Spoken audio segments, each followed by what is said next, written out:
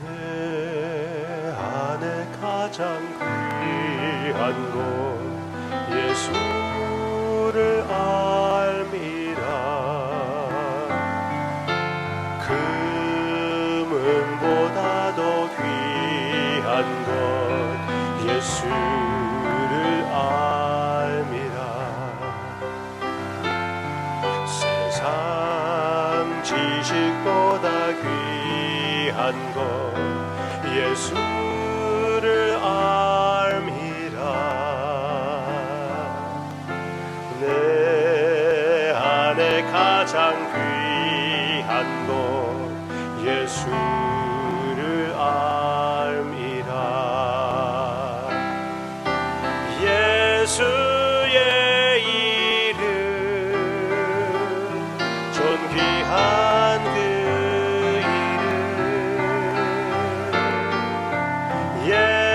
예수의 이름 능력의 그 이름.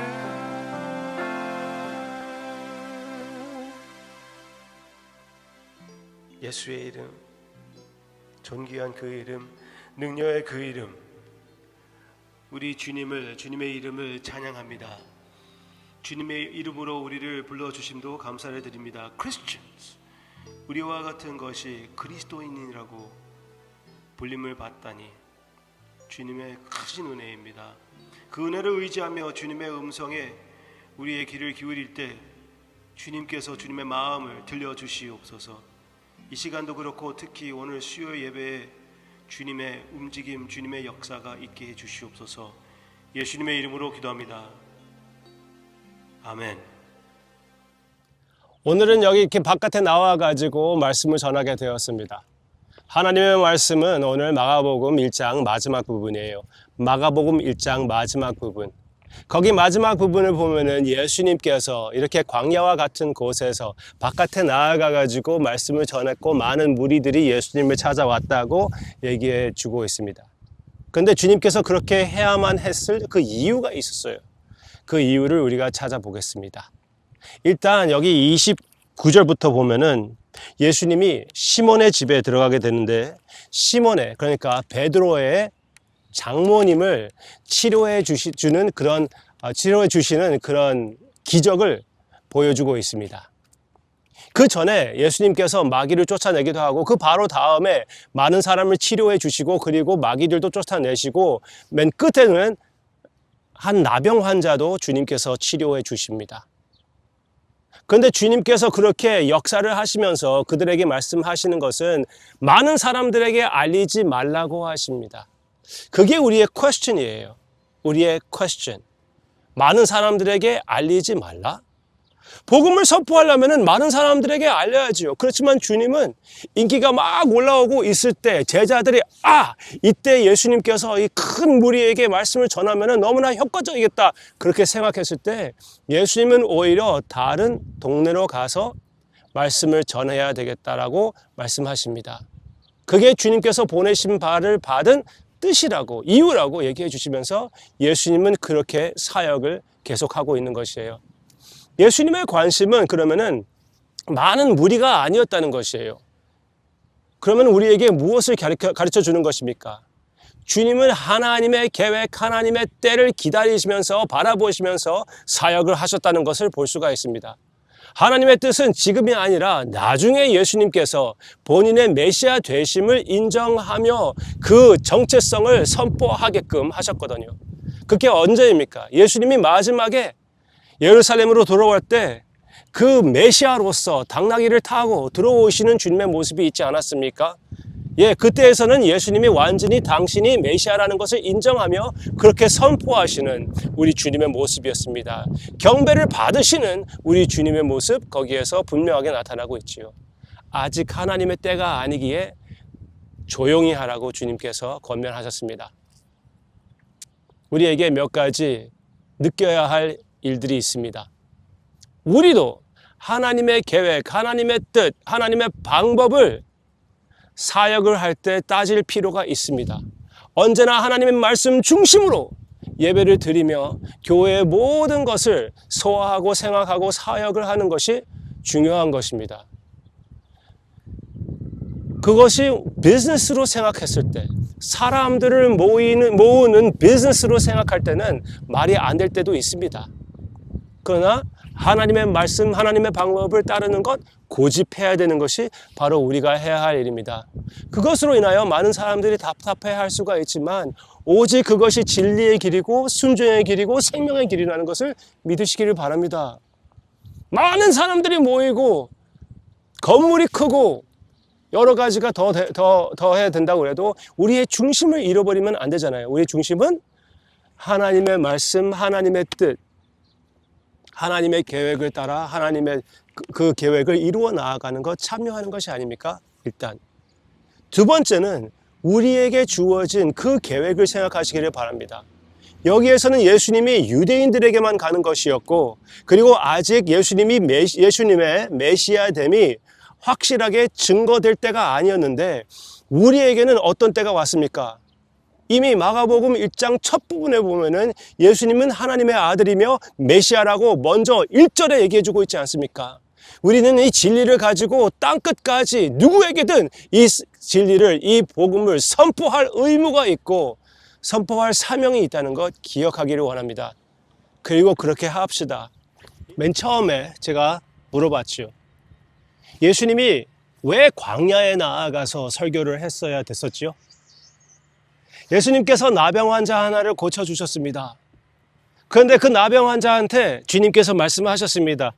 다른 사람들한테도 말한 것처럼 아직 아니라고, 이 치료받은 것을 대하여 아무에게도 얘기하지 말라고.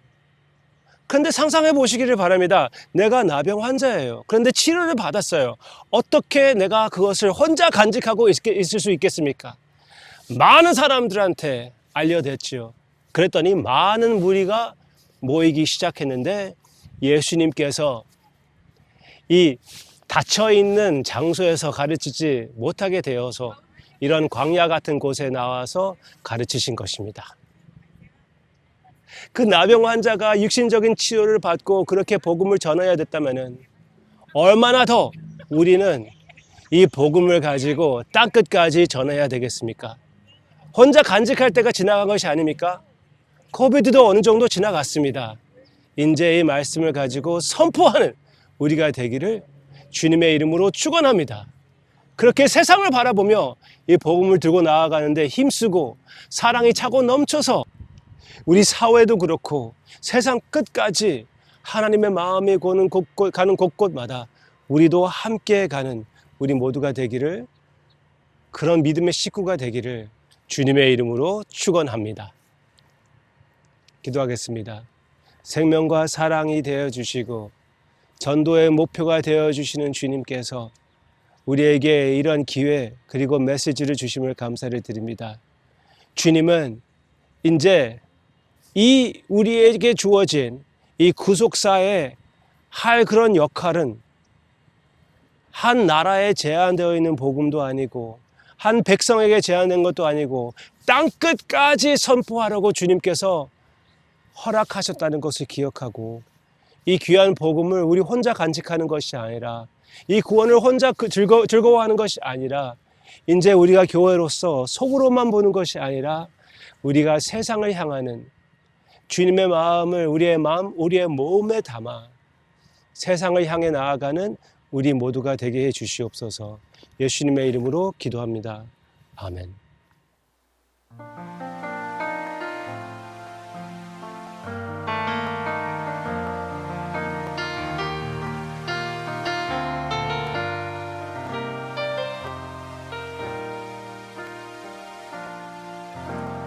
나를 보내사 서게 하신 곳, 가장 귀한 곳이 바로 이곳이라. 내게 주신 곳 광야와 같아도 믿음과 소망 가지고 최선을 다하리. 나의 작은 삶 주께 드릴 때 나의 삶을 통해 주 영광 받으리. 내게 맡기신 가장 귀한 이곳 감사와 순종으로 오늘을 살리라.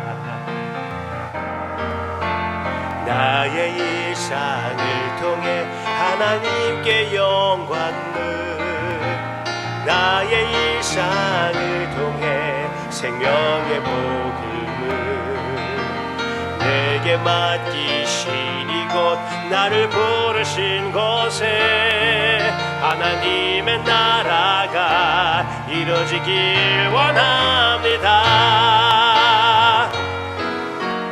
나의 작은 삶 주께 드릴 때 나의 삶을 통해 주 영광 받으리. 아멘. 내게 맡기신 가장 귀한 이곳 감사와 순종으로 오늘을 살리라. 나의 일상을 통해 하나님께 영광을, 나의 일상을 통해 생명의 복음을, 내게 맡기신 이곳 나를 부르신 곳에 하나님의 나라가 이루어지길 원합니다. 나의 일상을 통해 하나님께 영광을, 나의 일상을 통해 생명의 복음을, 내게 맡기신 이곳 나를 부르신 곳에 하나님의 나라가 이루어지길 원합니다. 나의 일상을 통해